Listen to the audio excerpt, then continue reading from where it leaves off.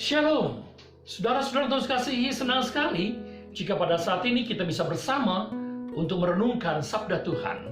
Nah, mari kita berdoa lebih dahulu agar kita mendapat pimpinan Roh Kudus di dalam pembacaan dan perenungan firman-Nya. Kita berdoa. Kami bersyukur ya Allah untuk kebaikan-Mu yang selalu menyertai hidup kami sampai sekarang. Yang kami percaya terus berkarya untuk masa depan hidup kami. Dan jika pada hari ini kami hendak merenungkan firman-Mu, bersabdalah bagi kami dalam Yesus Kristus. Kami berdoa. Amin. Ibu dan Bapak, saudara sekalian yang tulus kasihi, ada seorang guru sekolah minggu menceritakan tentang Bapa Surgawi. Bapa yang sangat mengasihi, Bapa yang sangat mencintai, Bapa yang sangat penuh dengan pengampunan. Nah, kemudian ia memberi tugas kepada murid-muridnya bahwa minggu depan setiap murid diminta untuk menceritakan siapakah Bapa yang mereka mengerti. Silakan mereka mau menggambarkan seperti apa Bapa dalam pemahaman anak-anak tersebut. Nah, kemudian pada hari berikutnya, minggu depan, dia bertanya pada anak-anak muridnya tentang PR yang dia berikan minggu lalu. Dan dia bertanya pada seorang yang bernama Andi. Andi, menurutmu Bapa itu seperti apa? Lalu kemudian Andi berkata, Bapa itu bagiku adalah hakim. Kenapa? Karena papaku adalah seorang hakim yang akan memutuskan sebuah perkara dengan adil. Maka bagiku Bapa Surgawi itu sama seperti hakim yang akan memutus semua perkara dengan adil. Semua seisi kelas bertepuk tangan dan mengapresiasi apa yang dikatakan oleh Andi.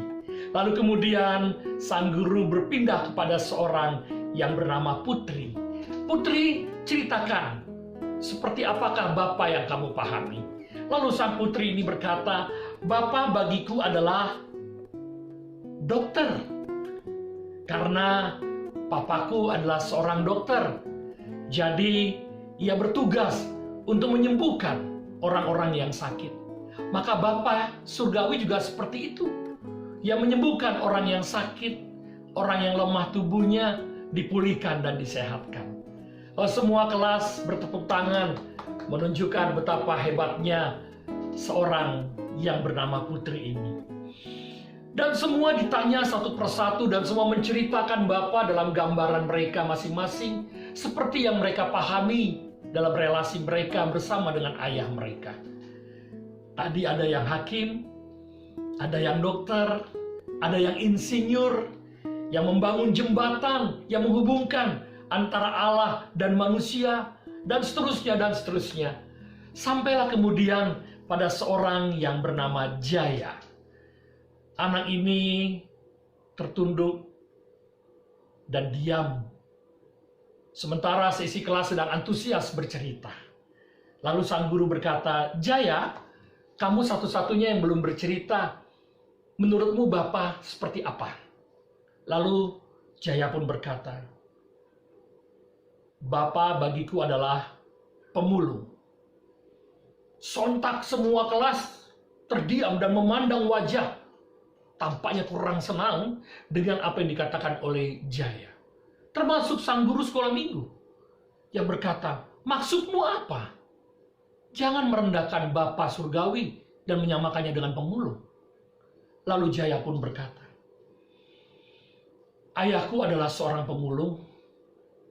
Tiap hari ia pergi mencari barang-barang bekas, barang-barang rongsokan yang sudah rusak dari tempat-tempat sampah.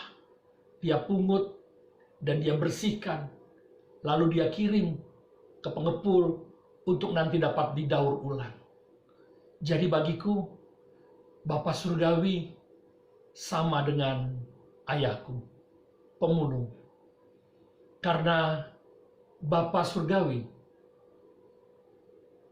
mengambil kita dari tempat sampah yang tak berarti karena dosa, yang kehilangan kemuliaan karena dosa, yang rusak, hancur karena dosa.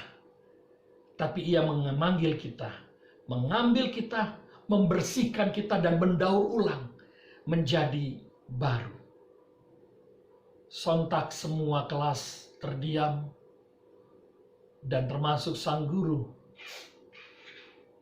Lalu kemudian ia berkata, benar, Jaya benar. Bapa seperti pemulung. Kita orang berdosa, tapi ia ambil dari lumpur dosa, dari tempat yang kacau, dari tempat yang tidak dianggap ada lagi. Dan kita dibaharui. Saudara-saudara yang kasihi, demikian juga firman Tuhan yang mengajar kita pada pagi hari ini.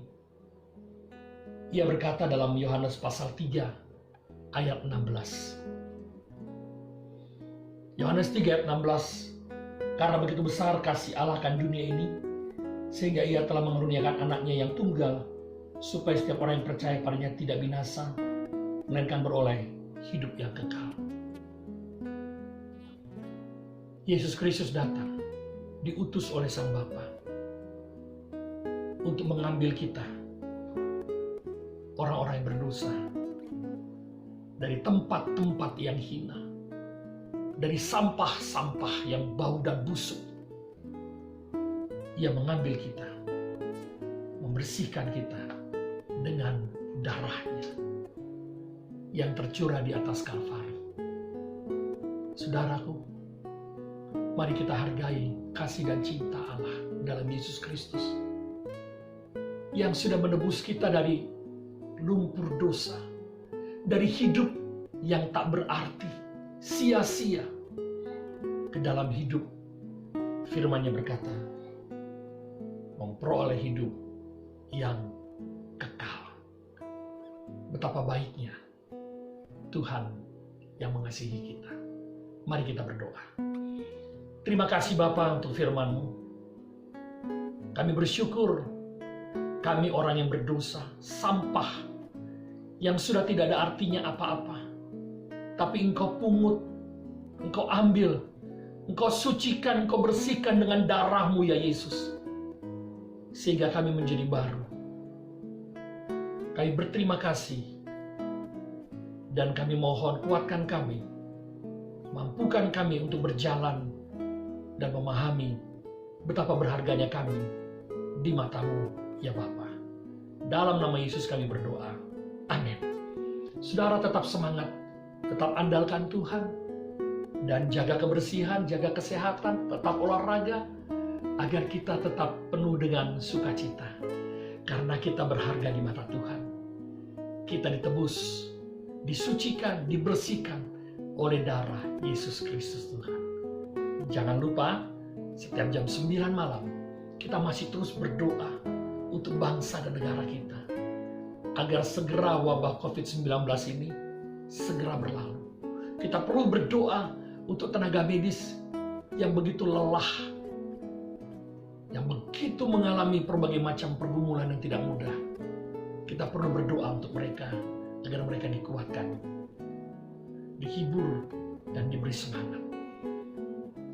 Oleh sebab itu bagi saudara dan saya, mari kita jalani hidup ini dengan penyerahan diri kepada Allah. Salam kasih dari kami, Tuhan Yesus berkati saudara. Amin.